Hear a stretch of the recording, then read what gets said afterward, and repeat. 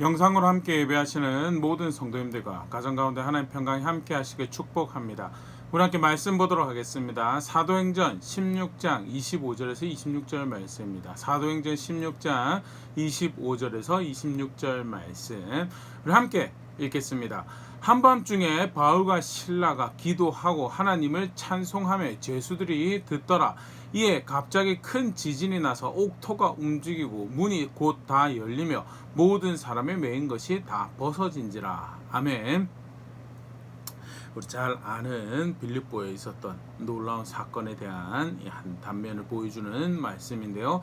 이 사건 다시 생각해보며 지난 송구영신 예배를 통해서 목사님께서 도전하셨던 말씀을 함께 생각해 보도록 하겠습니다. 빌립보는 바울이 2차 전도 여행 때 방문하였던 도시입니다. 사도행전 13장부터 해서 14장에 이르기까지 1차 전도 여행의 내용이 이제 등장을 하고 있죠.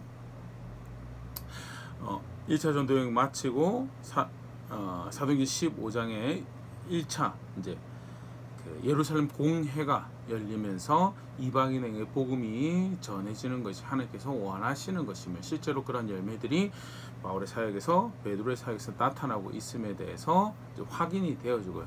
그래서 이방인이 사역의 대상이 되는 것에 대해서 이제 확인하는 그런 일들이 발생하고 이제 그 결과를 이제 일종의 바울의 모교회죠. 안디옥 교회 보고하고 2차 전도 여행을 떠나게 된 게 요한복음 사도행전 15장 36절에 이제 기록이 되어 있습니다.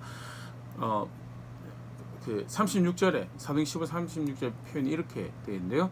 주의 말씀을 전한 각 성으로 다시 가서 형제들이 어떠한가 방문하자라고.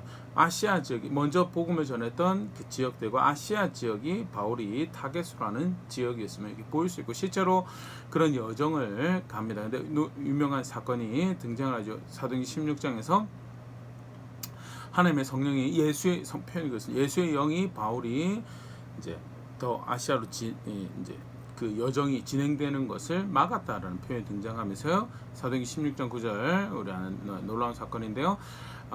밤에 환상이 바울에게 보이니 마게도냐 사람 하나가 서서 그에게 청하여 이르되 마게도냐로 건너와서 우리를 도우라 하거늘. 바울의 꿈에 마게도냐 사람이 등장을 하였고요. 바울이 이게 하나님께서 인도에 가시는구나라고 이해를 하고 인지를 하고 그 여정을 유럽으로 가게 됩니다.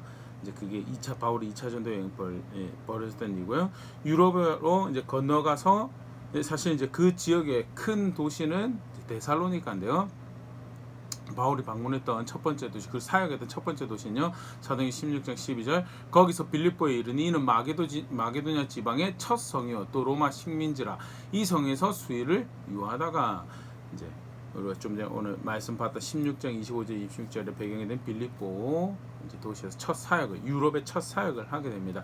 이 빌립보에 대한 이 간단한 이해를 이제 16장에서 우리가 좀 보일 수 있는데요. 먼저는 로마 식민지라는 군사 도시로 사실은 이제 유명한 도시고요. 그 당시 이제 뜨고 있는 그런 도시 지역이었죠. 유대인이었던 이제 바울 또 복음과 관련하여서는요. 사도행전 16장 13절에 이런 말씀 기록되는데 안식일에 우리가 기도할 곳이 있을까요? 문 밖 창가에 나가 거기 앉아서 모인 여자들에게 말하는데 회당을 기도할 곳을 찾는데 그 유대인들을 위한 회당이 지어져 있지 않아요. 그러니까 여러 가지로 이제 이 힌트를 가지고 이해할 수 있는 게 사실 이제 유대인들이 남자 10명만 되어도 회당을 지을 수 있다라고 합니다. 근데 남자 10명이 없었던 건가? 그럼 사실은 유대인들이 이미 그 바울이 사역할 당시에는 많이 흩어져 있어서 유대인들이 없었다는 것으로 볼 수 있는 힌트인데 그만큼 이제 빌립보 지역이 이방인의 지역인 것을 이제 볼 수 있는 그런 한 모습이죠. 10명이 없어서 회당이 없었는지 아니면 유대인들이 그만큼 이렇게 모여서 함께 예배하고 하는 그런 그 유대적 색채를 지켜가는 그런 것이 약한 그런 지역인지 이제 두 가지 가능성을 다 가지고 있죠. 분명한 것은 좀 전에 얘기했던 것처럼 회당이 없을 만큼 이방인이 분명한 색깔을 가지고 있는 유대교랑은 유일신 하나님을 아는 그런 이해보다는 그런 세계관과 가치관보다는 그리스 로마의 그 세상 사는 지혜에 입각한 이방인의 색채가 굉장히 짙은 지역이었던 것을 보일 수 있고요. 그 가운데도 하나님은 예비한 영혼을 만나게 하시고 사도행전 16장 14절 두아디라시에 있는 자색 옷감 장사로서 하나님의 성긴 루디아라는 한 여자가 말을 듣고 있을 때 주께서 그 마음을 열어 바울의 말을 따르게 하신지라면서요.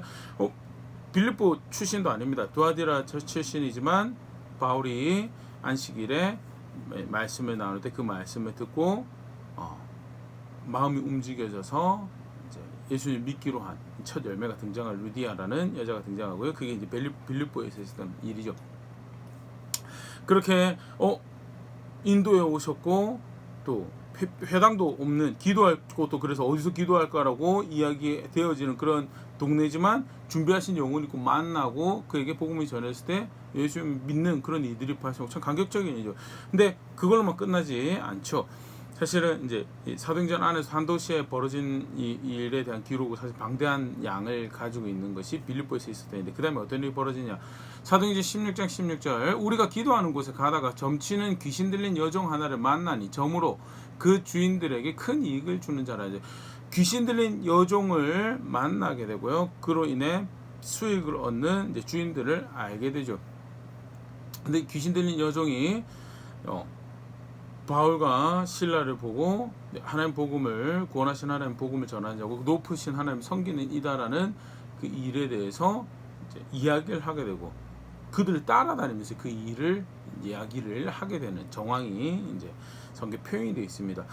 사실 뭐 틀린 말은 아니죠. 높으신 하나님의 종으로 구원의 길을 전한다라는 이야기는 틀린 이야기는 아닌데 사실 이 귀신 들린 여자가 바울이 가는 곳마다 빌립보 안에서 이제 그 따라다니면서 그 이야기를 하는 거에서는 1차적으로는 사람들이 그 여자의 소란으로 인해서 바울과 실라에게 관심을 가지게 되는, 그래서 바울과 실라가 전하는 이야기에 귀를 기울이게 되는 그런 관심을 끄는 그런 역할이 충분했어요. 그럼에도 불구하고 바울이 전하는 복음이 마치 그 여자에게 들린 귀신과 관련된 바울의 사역이 그 귀신과 관련된 사역인 것처럼 비춰질 수 있는 부분에 있어서 바울이 불편한 마음이 이제 사도행전 16장 18절에 괴로워했다라는 표현이 이제 등장을 하는데요.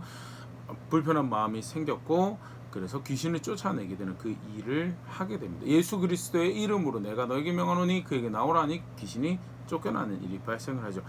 그런데 사실은 이제 놀랍고 감사하죠. 바울을 통해 사역하시는 하나님이 저 귀신과는 다른 구원의 길을 말씀하시는 분이시고 그 귀신 들려서 미래의 일을 알려주는 것으로 영향력을 가지고 굉장히 큰 힘을 가진 것처럼 저 귀신도 이제 쫓아내는 그런 큰 하나님이신 거예요. 보여주는 대표적인 사건이 되는 거죠. 그리고 더불어서 그 귀신 들린 것을 고통 가운데 있었던 그 여종에게는 구원이 되시는 하나님이신 거예요. 분명히 확인하는 도시 가운데 그런 일이 발생하는데 누가 기분이 나쁘냐? 그 여종을 통해서 이익을 만들어내던 이 주인들이 기분이 나쁘지. 22절 무리가 일제히 일어나 고발하니 상관들이 옷을 찢어 벗기고 매로 칠하여 그래서 고발을 하게 되고 잡아가게 됩니다. 잡아가서 이제 이렇게 해서 우리에게 손해를 입혔다라는 이야기를 하게 되고 이제 그걸 이제 표현을 그렇게 하죠. 로마 사람들이 받아들이지 못할 도를 전한다라고.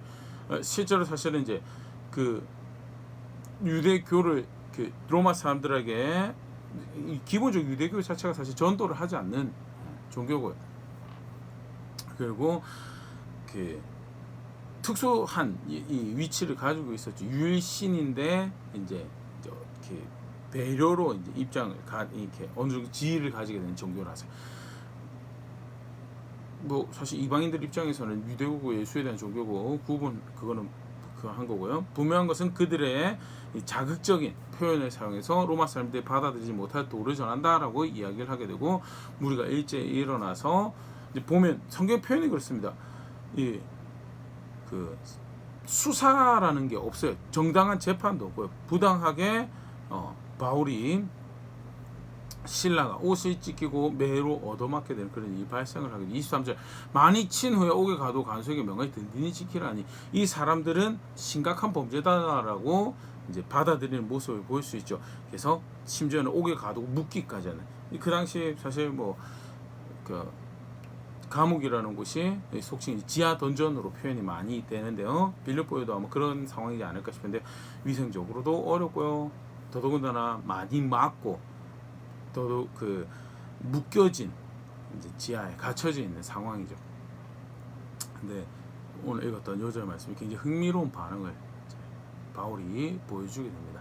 25절 한밤중에 바울과 실라가 기도하고 하나님을 찬송하며 제수들이 듣더라. 이제 바울과 실라가 한밤중에 마주하고 있는 상황과의 사건들로 인해서 기도하고 하나님을 노래로서 찬양을 하게 되는 그런 신앙을 보여주고 사람들이 의아할 만한 상황이죠. 죄수들이 그 일을 다 듣게 되는. 근데 그때 어떤 일이 벌어졌는가? 26절 이에 갑자기 큰 지진이 나서 옥토가 움직이고 문이 다 열리며 모든 사람이 메인 것이 다 벗어진지라.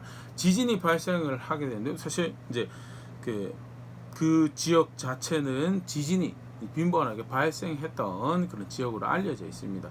뭐 특별하게 새로운 일은 아닌데 뭐가 새로운 일인가? 보통 지진이 발생을 하면 지하에 있다라는 것 자체도 사실은 그렇게 묶여 있는 자리에 있다가 참 불안하고 사실은 죽음에 처해질 수 있는 그런 상황인데, 이 지진은 문이 열리고 죄수들이 상하는 것 없이 근데 그 묶여진 것이 풀려지게 되는 그런 지진이었다라고, 굉장히 이제 하나님의 이 사역인 것이 이제 드러나게 되는 모습이죠. 간수들도 놀라죠. 지진이 발생했는데 옥문이 다 열린 상황이 이제 발견을 하게 된 거고, 이제 성경에 그렇게 표현되어 있습니다. 자살하려고 했다. 칼에 들어서 간수들이 자살을 하려고 했다라고. 이제 학자들이 그 상황에 대해서 왜 자살하려고 했는가에 대해서 다 붙잡아놓은 죄수인데 그 잡아놓고 묶어놓고 가둬놓은 죄수를 관리를 못해서 도망을 가게 되는 또는 놓치게 되는 그런 상황이 되면 굉장히 불명예스러운, 간수로서는 자기 일을 잘 못한 거에 불명예스러운 일. 그래서 공개적으로 수치를 당하고 또 심각한 경우에는 이제 사형을 당하게 되는 그런 일도, 공개적 수치당하고 모욕을 당한 그 일이 발생할 거에 대해서 피하고자 해서 자결을 시도한 걸로 이제 굉장히 안타까운 절망적인 상황이 된 거죠, 간수한테는. 그런데 바울이 그때 공정하고 정의롭게 우리 다 여기 있다라고, 우리 다 여기 도망가지 않고 다 여기 있다라고 이야기하게 되고, 그 죄수가 이제 30절이죠. 그들을 데리고 나가 이르되 선생님이여, 선생님들이 내가 어떻게 하여 구원을 받으리까 하거늘. 이 간수가 놀라운 이 사람과 놀라운 상황을 마주하고 어떻게 하면 구원을 받으리까라는 질문을 하게 되고요. 너무 잘 아는 유명한 고백이죠. 사도행 16장 31절 이르되 주 예수를 믿으라 그리하면 너와 너희 집이 구원을 받으리라 하고 바울이 복음을 전하게 되고요. 그 말씀을 받고 그 사람과 그 가족이 예수님을 믿게 되는 그 일이 발생하죠. 사실 전체 사도행전 맥락 안에서 교회를 통해 사역하시는, 교회가 믿는 바 구원이라고 하신 그 하나님이 실제로 구원이 되시는 하나님이심을 분명히 확인하는 사건과 더불어서 교회를 통해 복음을 전하시고 하나님 나라를 확장하시는 그 예수 그리스도 주가 되심을 선언하신 그 일을 하시는 하나님이 계심에 대해서 또 분명히 확인하게 되는 그런 사건인데요. 더불어서 오늘 우리가 살아가는 우리 신앙에서 우리가 생각해 볼 수 있는 모습이 분명히 있죠. 어려움이 있습니다.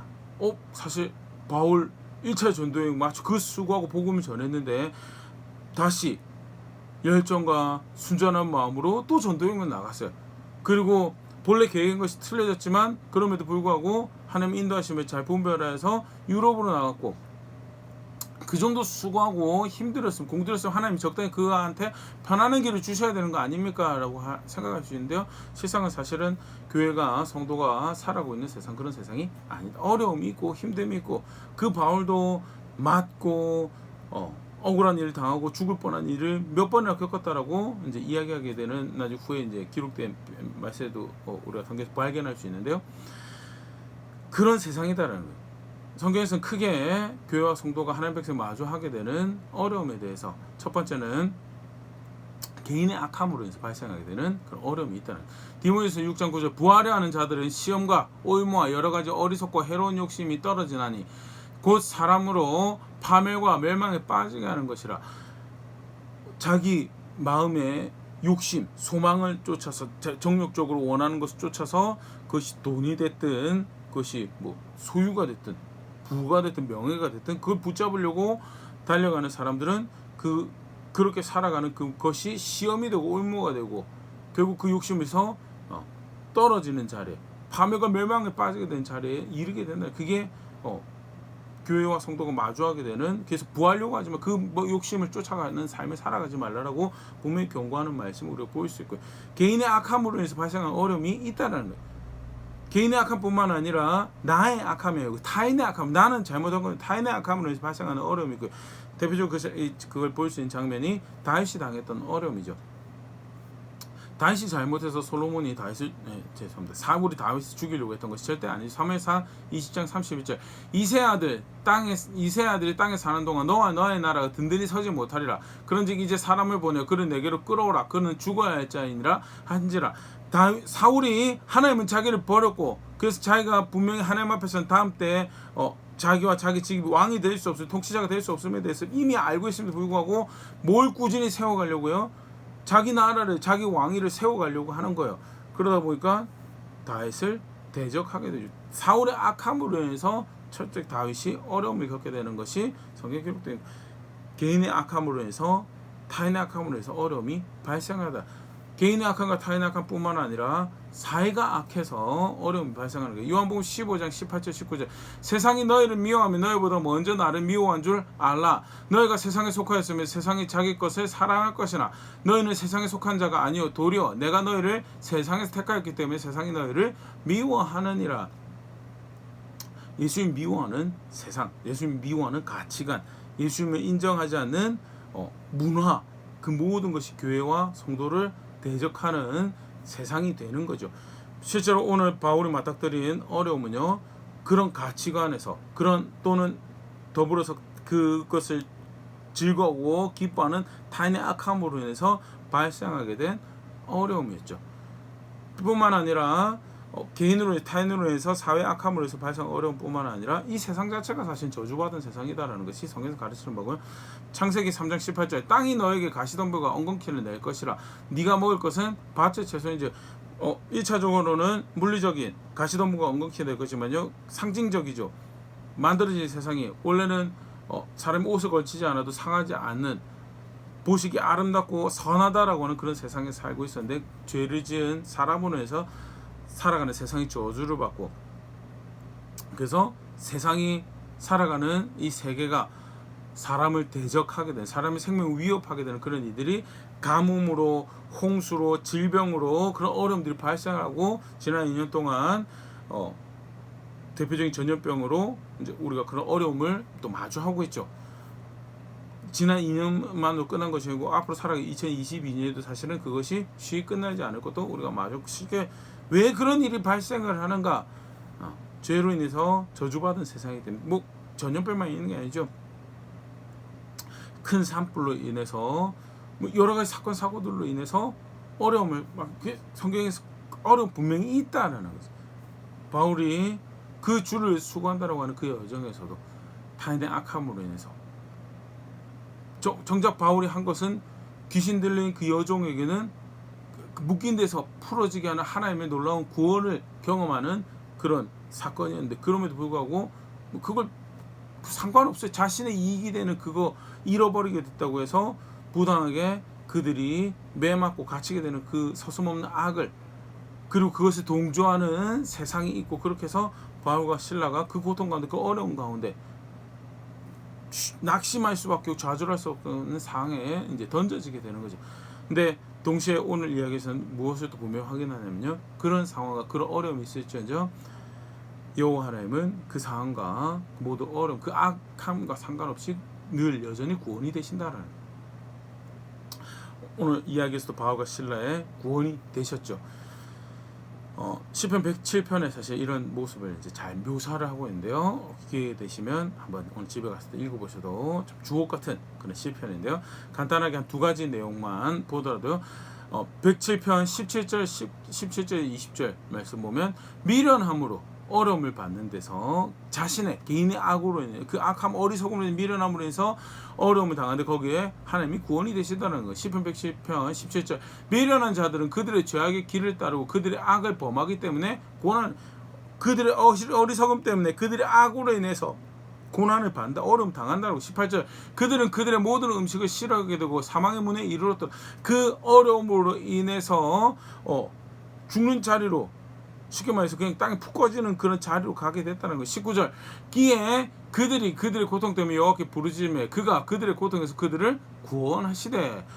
그 어려움, 자신이 자초한 어려움인데, 자신이 자초한 그 어리석은 죄로 인해서, 그 악한 성격으로 인해서, 악성으로 인해서 자초하게 된 어려움인데, 그럼에도 불구하고 하나님께 도움을 구할 때, 그 하나님에게 긍휼을 구할 때 그 하나님이 긍휼을 여기시고 구원이 되시더라. 20절, 그가 그의 말씀을 보내어 그들을 고치시고 위험한 지경에서 건져 그들을 고치시는 말씀을 주시고 그들의 구원이 되시더라는, 어리석음과 미련함으로 어려움 당한 거기에 하나님 구원이 되시라는 것.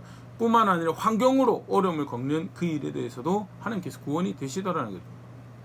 107편, 똑같은 시편 107편에 25절부터 내용을 보면요, 바다의 풍랑으로 해서 어려운 환경으로 해서 어려움을 겪는 그런 모습이 묘사가 되어 있습니다. 26절에 보면요, 그들이 하늘로 솟구쳤다 깊은 곳에 내려가니 그 위험 때문에 그들의 영혼이 녹는 것과 같은 어려운 폭풍이 마주하게 되죠. 27절, 그들이 이리저리 구르며 취한 자같이 비틀거리니 그들의 모든 지각이 혼돈 속에 빠진도다. 그들이 알고 있는 모든 수단을 동원해도 그게 구원이 되지 않는 그런 절박하고 어려운 상황이 발생을 해요, 환경으로 인해서. 근데 28절, 이에 그들이 그들의 고통 때문에 여호와께 부르짖으며 그가 그들의 고통에서 그들을 인도하여 내시고. 환경으로 마주하게 된 어려움인데 하나님이 고통에서 그들을 건져내시더라는. 29절, 광풍을 고요하게 하사 물결도 잔잔하게 하신 어려움을 잠잠하게 하시고. 30절, 그들이 평온함을 말미암아 기뻐하는 중 여호와께서 그들이 바라는 항구로 인도하시노다. 여호와 하나님께서 환경으로부터 어려움을 당한 것에서도 구원이 되신다는 거예요. 그가 궁극적으로 구원이 되시는 모습을 확인하고 보여주시는 사건이 사실 예수님을 보내준 사건이죠. 요한복음 3장 16절, 하나님이 세상을 이처럼 사랑하사 독생자를 주셨으니 이는 그를 믿는 자마다 멸망하지 않고 영생을 얻게 하려 하심을. 하나밖에 없는 아들을 보내주셔서 그를 믿는 모든 자들을 의롭게 여기시고 거룩하게 여기시고 멸망받는 자리에서 건져내시는 그 놀라운 구원을, 내가 구원이다라는 거예요. 그 미련함과 어리석음으로 닥치는 어려움에서도 내가 구원이고, 환경으로 닥치는 어려움에서도 내가 구원이고, 궁극적으로 죄로 인해서 멸망받을 자리로 살아가는 거기에서도 내가 구원이다라는 것을 분명히 확인하고 가르친 것이 성경의 하나님이죠. 어려움이 있지만 하나님이 구원이시다라는 것, 오늘 본문에서도요 분명히 그것이 확인이 되죠. 그러면 그 구원이신 하나님을, 그 하나님은요 빌립보의 감옥도 그의 구원하신 역사를 막을 수가 없고요, 사람의 어리석음도 그 주인의 강팍함도 관리의 불의함도 그 하나님 구원을 베푸신 일에 방해가 될 수 없더라는. 그러면 뭐가 그 구원하신 하나님을 인정하는, 신뢰하는 신앙인가? 그 하나님을 가까이 하는, 오늘 바울이 감옥에서 보여주던 모습이죠.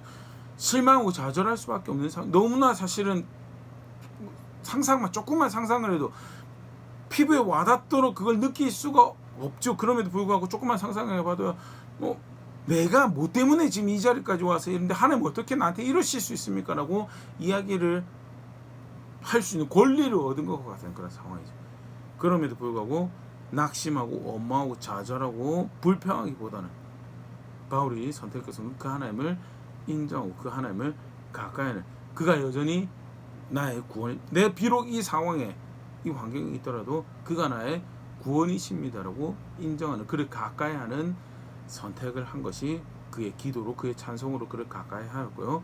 하나님은 그 바울에게 내가 여전히 너의 구원이다라는 것을 확인을 시켜주고, 단순히 어쩌면 그 사건은요 바울 개인에게 뿐만 아니라 빌립보에 그 사건을 목도한 모든 이들에게, 여호와라는, 특별히 이방인들이죠, 이방인들에게 복음의 말씀이 주어진 말씀이 있으면 사실 또 어떤 접근 방법이 좀 달랐을지 않을까 생각됩니다. 이방인들에게는 그 이방인들이 바라는 삶에서의 건져내심이라는 그런 이 공식의 구원에서는 너무나 피부에 와닿는 방법으로 하나님께서 그가 구원이시구나라는 것을 보여주는 그런 사건을 일으키시고, 그 가운데 신앙이 뭐냐, 뭐 여러 가지 표현으로 설명할 수 있겠지만요, 하나님을 가까이 하는 그것이 그 상황과 사건으로 인해서 매몰되고 함몰되는 것이 아니라 무너져 내리는 것이 아니라, 그래서 원망하고 불평하는 패배하는 선택을 하는 것이 아니라 그를 가까이하고 그를 인정하는, 그가 여전히 내 구원이 되십니다.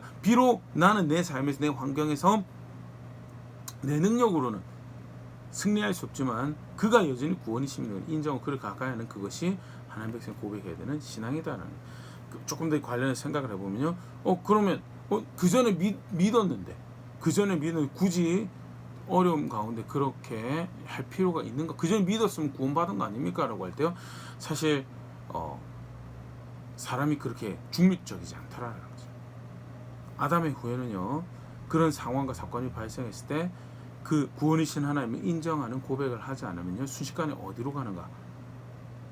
배교하는, 그를 배신하는, 그에게 등 돌리는 선택을 하는 자리로 가게 되는, 똑같은 기회인데 바알과 실라는 그 기회를 가지고, 그 어려움의 기회를 가지고 하나님을 인정하고 하나님 경험하는 자리로 갔다면, 그가 여전히 내 구원이시구나 확인하는 자리로 갔다면요, 뭐 너무나 대표적인 예죠. 광야의 이스라엘 백성들은 건져내신 하나님의 은혜를 알고 있었음에도 불구하고 마주하는 사건을, 마주하는 어려움을 어떤 기회로 삼았는가? 배교하는, 원망하고 불평하고 좌절하면서 구원하시는 하나님이 여전히 여기에도 구원이 된, 그가 구원이 될 수 없다라고 믿고 거기서 좌절하고 실망하고 원망하고 불평하죠. 근데 그렇게 하더라는, 광야 이스라엘 백성들만 그랬는가?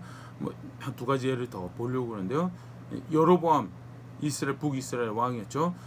솔로몬의, 다윗의 나라고 솔로몬의 나라인데, 하나님께서 솔로몬의 악행에서 나라를 두 개로 쪼개서 어떤 더 큰 덩어리를, 조그만 덩어리는 다윗을 위해서 르호보암에게 남겨놨지만요, 큰 덩어리는 여로보암이라는 사람이 줍니다. 어떻게 그가 왕이 될 수 있을까? 어떻게 그가 다윗의 나라의 왕이 될 수 있었는가? 하나님이 그에게 주신 것이죠. 근데 그가 왕이 되고 나서 보니까 정치적 구조에서 사람들이 다시금 그 다윗의 후손에게로 마음이 쏠릴 수 있겠더라는 거죠. 이쪽에 어려움이 발생을 한 거죠. 이걸 어떻게 해결하느냐? 여로보암이 선택했던 방식이요, 구원이신 하나님을, 자신을 건져내시고 세우신 하나님을 인정하고, 그래서 그가 내 구원이신, 비록 내 이 어려움이, 이 상황이 있지만 그럼에도 불구하고 그가 여전히 내 답이 되시고 내 구원이 되십니다 인정하는, 그를 가까이 하는 선택을 하기보다는요, 자신의 방법을, 사실은 이제 이 반응이 나눠지게 되는, 그 극단적으로 다른 길을 갈 수밖에 없는 선택을 하게 되는 모습인 거죠. 뭐 개인의 악으로, 타인의 악으로 인해서, 또는 세상의 악으로 인해서 저주받은 세상이기 때문에 발생하는 어려움이, 힘듦이 있습니다. 고난이 있고요. 그런데 그 가운데서 구원하신 하나님을 인정하는, 그를 선택하는 걸음을 적극적으로 살아내지 않으면 어떤 선택을 하게 되느냐? 배교하는 선택을 하게 된다. 여러분 만들어낸 게 뭐죠? 금송아지 만들어낸 거예요. 그래서 금송아지 만들어낸 거예요. 그 상황에서도 나를 건져내 나를 세우신 하나님을 신뢰하고 인정하고 따르는 거, 그걸 하지 못하더라는 거예요. 뭘 선택하느냐? 배신하는, 배교하는 거. 요한계시상 12장 27, 28절. 만일 이 백성이 예루살렘에 있는 여호와의 성전에 제사를 드리고자 하여 올라가면 이 백성의 마음이 유다 왕 된 그들의 주 르호보암에게로 돌아가서 나를 죽이고 유다 왕 르호보암에게로 돌아가리로다 하고, 이에 계획하고 두 금송아지를 만들고 물에게 말하기를 너희가 다시는 예루살렘에 올라갈 것이 없도다. 이스라엘아, 이는 너희를 애굽 땅에서 인도하여 올린 너의 신들이라 하고, 그 여호와 하나님이 사실은 그 나라를 여로보암에게 맡겨주셨어요. 그럼 그 하나님 신뢰하면 되는데, 근데 그 어려움 앞에 그 여호와 하나님을 그가 구원이 되신 것을 인정하기보다는 다른 구원 찾아가죠. 다른 도움 찾아가죠. 그 결국 만들어낸 것은 하나님을 등지고 배교하는 선택을 하게 됩니다. 다윗의 후손입니다. 유다 왕 아하스. 늘 이제 일종의 정치적인 갈등 관계에 있는 이스라엘이 북이스라엘에 있습니다. 북이스라엘이고, 북이스라엘과 아람이 연합하여서 유다를 핍박을 해요. 성경은 그렇게 연합을 해서 핍박을 함에도 불구하고 함락시키지 못하더라라는 거예요. 아하스가 하나님 보시기에 바른 왕이 아니었어요. 쉽게 말해서 돌이킬 수 있는 기회를 주시죠. 그런데 이 아하스가 그 어려움이 있을 때 어떤 선택을 하느냐? 조상들의 하나님이 구원이 되시더라라는 그것을 선택해서 그 하나님 가까이 하는 걸 선택을 한 게 아니고 어디로 달려가냐면 아수르한테 쪼로로 달려가가지고 아수르 왕을 구원으로 삼고요. 그래서 아수르 왕의 믿는 바가 되는 아수르의 신을 자신의 구원으로 삼습니다. 사무엘상 열왕기하 16장 10절 11절 아하스 왕이 아수르의 왕 디글랏 빌레셀을 만나러 다메섹에 갔다가 거기 있는 제단을 보고 아하스 왕이 그 제단의 모든 구조와 제도의 양식을 그려 제사장 우리아에게 보냈더니 아하스 왕이 다메섹에서 돌아오기 전에 제사장 우리아가 아하스 왕이 다메섹에서 보낸 대로 모두 행하여 제사장 우리아가 제단을 만든지라. 하나님 가까이 안 하면 그냥 있을 것 같은데 사실 사람이 그렇지 않아요. 아담의 후예라서 하나님 생각하는 것보다는 다른 거 생각해서 나아가요. 다른 구원, 다른 위로, 다른 종 결국 궁극적으로 뭘 선택하느냐? 배교하는 거 선택하더라. 원망하고 좌절하면서 신뢰해야 될 하나님 신뢰 믿지 않고 작정하고 결국 자기 욕심, 자기 만족 쫓아가더라는 광야에서 벌어진 일이 그렇고요. 여러 번 벌어지는 일이 그렇고요. 사실 북이스라엘 모든 왕들이 그런 결과를 보이고 유다 왕 아하스도 사실은 그런 선택을 보여주고 그것이 무엇을 의미하는가? 오늘 우리도 그럴 수 있다는 우리가 마주하는 나의 어리석음에서 발생하는 어려움도 있을 수 있고 타인의 내 관계 안에서 그 사람이 악해서 발생하는 어려움이 있을 수도 있어요. 아니 애시당초 하나님을 존중하지 않는 가치관으로 살아가는 세상이기 때문에 도처에서 발생할 수 있는 어려움이 갈등이 있을 수 있어요. 사람으로 인해서 관계 안에서 발생하는 어려움 아니더라도 전염병으로 인해서 발생하는 또 여러 가지 가뭄과 홍수로 여러 가지 자연재해로 인해서 발생하는 어려움들이 발생할 수 있어요. 어려움이 발생해서 그런데 그때 이 모든 상황에서도 하나님이 구원이 되신다라는 것. 그래서 그를 가까이 하는 선택을 하는 거 놓쳐버리면요. 그냥 거기 있지 않아요. 배교하러 달려가요. 그래서 사실은 오늘 말씀 또 우리가 2022년을 시작하는 이 시간에 우리가 다시 한번 더 우리 방향을 분명히 할 필요가 있는 것. 전염병 상황이 쉽게 끝날 것 같지 않습니다. 더더군다나 또 여러 가지 경제적 이 상황이 변수가 발생할 것들에서 이미 여러 가지 예측들을 뉴스로 접하셨으리라 생각되시는데 그런 것들이 크고 작게 내 삶에 영향을 미칠 것 같아요. 전염병 상황도 경제적인 상황도 그런데 또 뿐만 아니라 여러 가지 관계 안에서의 상황들도 사실은 어떤 문제를 사실 그것이 다 복합적으로 연계가 돼서 어떤 일들이 발생할지 몰라요. 분명한 것은요. 하나님께서 말씀하신 것처럼 갈등이 있고 어려움이 있는 삶을 그냥 단순히 꽃길에 금으로 포장된 길을 걸어가지 않을 2022년인 거 분명합니다. 그런데 그 상황에서 어떻게 해야 되는가? 구원이 되신 하나님을 내 삶에서 내 자리에서 내 그 상황과 사건에서 인정하는 그래서 그를 가까이 하는 선택을 만들어가겠노라 분명한 방향을 가지고 있지 않으면요 반대로 가요. 비슷한 상황이지만 바울과 실라처럼 그 하나님을 인정하는 선택을 했던 아주 아름다운 예가 시글락에서 다윗이죠. 사울의 악함으로 인해서 사울이 하나님을 인정하지 않고 존중하지 않는 것으로 인해서 어려움을 닥치게 되는 상황에서 심지어는 원수 같은 대적이었던 블레셋에 가서 몸을 위탁해야 되는 그런 상황이 발생을 하죠. 블레셋 왕이 시글락이라는 지역을 가서 다윗이 너의 무리들 데리고 거기 가서 거주하라라고 했는데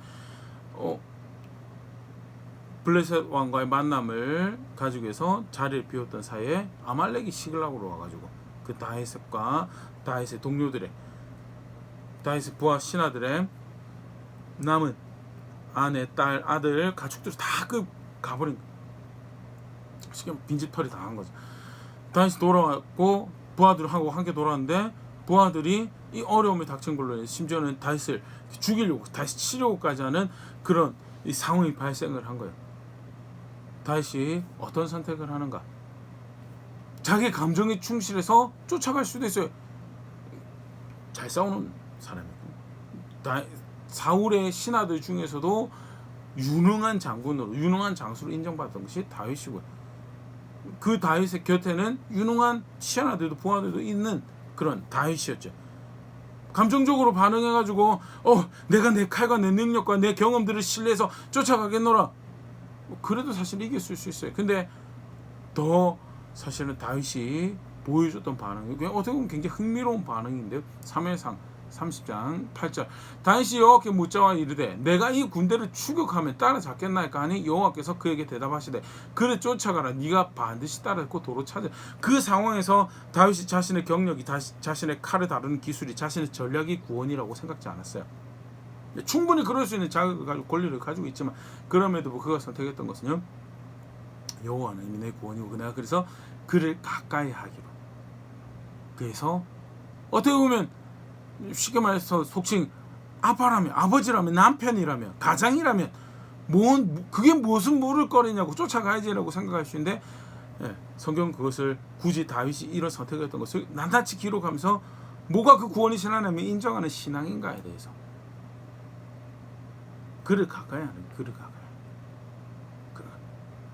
그가 진짜 내 구원이라면, 이 상황에서 그가 구원이라면 그를 가까이 하는 선택을, 그것은 그를 가까이 하는 것은 다윗처럼 기도를 하는 것도, 그의 말씀에 귀를 기울이는 것도, 오늘 바울과 실라가 보여줬던 것처럼 기도하고 찬송하는 모습일 수도 있고, 분명한 것은요, 그 하나님을 인정하고 그가 내 구원이십니다라고 인정하고 그를 선택하는 선택을 만들어가는 것이, 그게 하나님이 인정하는 신앙, 그를 가까이 하는 모습이다는 거예요. 사실 사도행전은요, 바울이 신라가 그렇게 찬송했기 때문에, 기도했기 때문에 옥문이 열렸다고 그렇게 가르치고 있지 않습니다.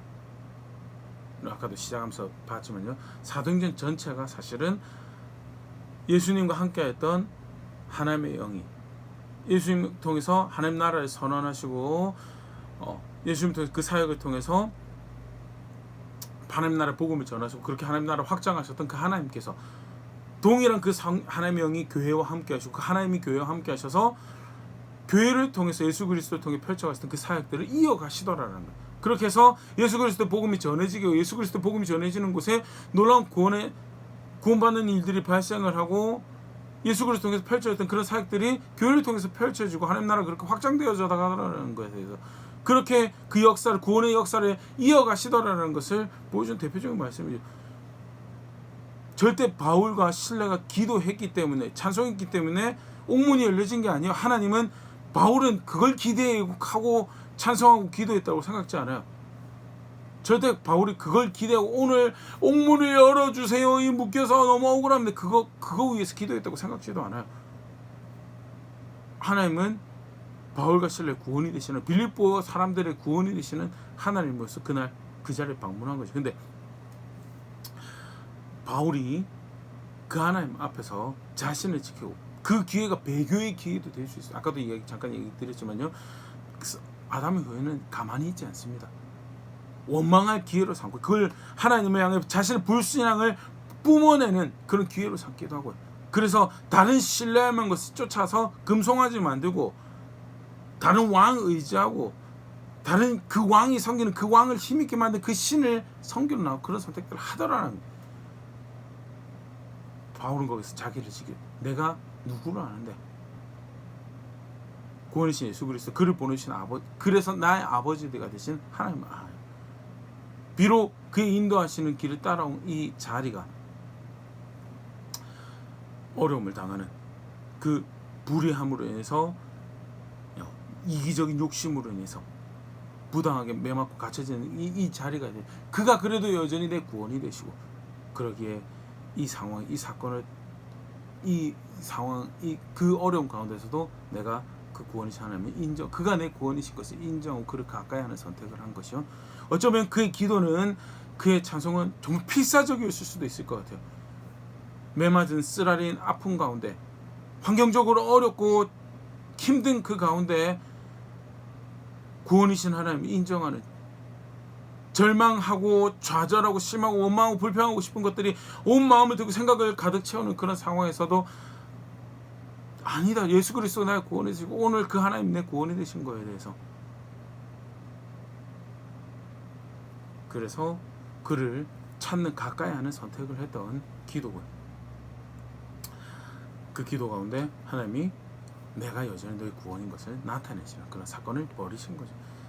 2022년 우리가 배우고 우리가 고백해야 될 교회로서 마땅히 2022년뿐만 2021년도 그렇게 해야 되고 2023년도 그렇게 해야 되면 2022년 우리가 힘을 다해서 배워가야 될 신앙의 모습이 익혀가야 될 신앙의 모습 하나님을 그렇게 가까이 하고 어떤 상황이 발생 어떤 사건이 발생하도 가까이 하며 그를 인정하며 그 구원을 아는 백성처럼 걸음걸음 걸어가는 그런 자리에 있는 우리가 될 수 있으면 좋고 특별히 목사님께서 2022년 이와 관련하여서 도전을 할 때 그런 가정이 되자라고 이렇게 도전을 하셨었는데요. 가정이 되자라고 이렇게 도전하신 것은 사실 이제 우리 다음 시간에 살펴보겠지만요. 성경에서 가르치는 신앙의 가장 신앙 공동체 가장 기본적인 단위고 신앙을 익히고 배우고 자라나는 기본적인 장소가 이제 가정이죠. 그래서 자녀들에게 신앙을 가르치는 것도 가르치셨고요. 자녀가 경유하는 것을 배워갈 수 있도록 하라는 것도 교회에 주셨을 수도 있어요. 근데 1차적으로 자녀라는 건 가정에 허락된 누가 그럼 자녀에 대해 부모가 책임이 있는 거죠. 가정이라는 것이 신앙의 가장 기본적인 단위가 됐습니다. 내가 하나님 존중하고 있을 때 내 신앙이 고백된 가장 기본적인 단위죠. 더불어서 사실은 이제 교회에서 목양을 하고 또 목회를 하는 그 일에서 그 예전 같은 방법을 사용하기가 어려운 그런 상황이 돼서 그렇기 때문에 더욱더 성경에서 가르치는 원색적인 그 기본 단위가 얼마나 건강한지 얼마나 단단한지가 또 표가 나는 그런 시대가 되어버린 거예요. 그렇기 때문에 그 가장 내 신앙의 기반이 되고 근간이 되는 그 자리를 단단하게 거기서 하나님을 가까이 하고 인정하는 그런 개인이 또 그런 가정이 그런 성황교회가 되기를 바라는 마음에서 목사님께서 하나님 가까이 하는 가정이 되라고 성경에 말씀 가지고 이렇게 도전을 하셨는데요. 그런 가정들이 될 수 있으면 좋을 것 같고요. 이제 우리 다음 주부터 또 계속 이 부분에 조금 더 생각을 해볼 텐데요. 특별히 바울과 실라가 보여줬던 것처럼 낙심하지 않고 기도하는 가운데 상황과 사건 앞에서 늘 하나님을 인정하는 찬양의 고백들로 그 신앙을 배우고 익혀가고 나아가서 무엇보다 가장 근간에 있는 거죠. 말씀을 따라 순종. 바울과 실라가 왜 그 자리까지 하는 말씀 따라 하나님 인도 따라 순종해서 거기 그 자리에 간 거예요. 어떻게 보면 그렇기 때문에 또한 그렇게 기도하고 찬송할 수 있지 않았을까 개인적으로는 그런 생각도 해보게 되는데요. 사실 어리석음으로 욕심으로 이기적인 마음에 내 명예를 위해서 거기 갔다고 하면요 회개해야 되는 그런 자리겠죠 아마 그 자리가. 근데 말씀을 따라갔기 때문에 사실은 구원이신 하나님을 인정하기가 너무나 더 자연스럽고 그러지 않았는가 개인적으로는 그런 생각도 해보게 되는데요. 하나님 가까이 한다라는 것이 기도하고 찬양하고 그렇게 말씀을 따르는 그런 자리에서 확인되어지고 고백되어지고 또 그렇게 자라가는 그런 우리의 자리가 될 수 있으면 좋겠고 오늘 다시 본래 내용으로 돌아가서요. 무엇보다 그런 방향을 절대 아담의 후예는 그 사건과 상황 앞에서 중립적으로 있을 수가 없습니다. 순식간에 그 사건과 상황을 가지고 배교하는 선택을 하고 절망하고 낙심하고 불신하고 뿜어내는 그런 선택들 만들어 그러지 않기 위해 싸우고 내 하나님이 예수 그리스도를 하나님의 아들을 보내신 그 나의 하나님이 여전히 나의 구원이 된다는 것을 인정하는 선택들을 내가 그렇게 고백하고 내가 그를 아는 것을 살아가리라는 그런 방향성 분명히 붙잡고 있어야 되는데 2022년 첫 주에 그 살아갈 방향을 분명히 다시 확인하는 그런 시간들 가질 수 있으면 좋고 나아가서 마주하는 사건과 상황 앞에서 용감하게 그러나 또 분명하게 내가 나의 구원이 어디 있음을 압니다라는 것들 고백해가는 그런 기반을 싹 다 견고하게 다지고 실제로 그런 자리에 자라가는 우리가 될 수 있으면 좋을 것 같습니다.